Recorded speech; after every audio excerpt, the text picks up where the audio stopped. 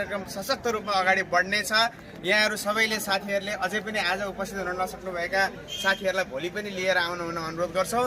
र औषधि व्यवस्था विभागलाई चाहिँ म एउटा प्रश्न पनि के गर्न चाहन्छु भने यदि औषधि पसलको प्रमाणपत्र रद्द गरिन्छ 3 वर्ष म्याद समाप्त भएको 1 महिना पछाडि पनि नवीकरण गर्न सकेन भने प्रमाणपत्रै रद्द गरिदिने। अनि अहिले उहाँहरूको कुराकानीमा चाहिँ फेरि आएर सारा प्रक्रिया पुर्याएर फेरि आएमा दर्ता गरिदिने भन्नुभएको छ। त्यो जब उहाँलाई दर्तै गर्नै छ भने किन रद्द गरिदिनु भएको? रद्द गर्दा नेपाल सरकारलाई के फाइदा थियो र यति धेरै औषधि व्यवसायीलाई दुःख दिनुपर्ने कारण के थियो? अब हाम्रो यो प्रश्न औषधि व्यवस्था विभागलाई छ र यो प्रश्न चाहिँ सम्बन्धित हाम्रो अहिले जो सांसदले तोक लगाएर यो विधेयकमा चाहिँ सही छाप गर्नुभएको छ उहाँहरू समेतलाई यो प्रश्न हो। अहिलेको सरकारलाई समेत हाम्रो प्रश्न हो।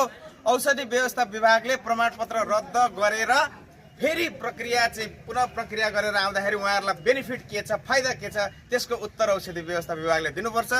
हाम्रो जबसम्म माग पुरा हुँदैन हाम्रो आन्दोलन जायज छ, हाम्रो आन्दोलन अगाडि बढिरहन्छ। यति भन्दै आजको यो भव्य उपस्थितिमा साथीहरूको जुन सक्रिय सहभागिता छ यहाँहरू सबैलाई नेपाल औषधि व्यवसायी सङ्घ कोशी प्रदेशको तर्फबाट हार्दिक र केन्द्र त हाम्रो यो आयोजकै हो, सबैको तर्फबाट यहाँहरू सबैलाई हार्दिक धन्यवाद भन्दै भोलिको लागि फेरि हामी चाहिँ यसै प्राङ्गणमा निर्धारित समय उपस्थित हुनुहुन्न सबैलाई अनुरोध गर्दै मैले मेरा छोटो भनाइ मैले अन्त गर्न चाहे। धन्यवाद। जय एनसिडी।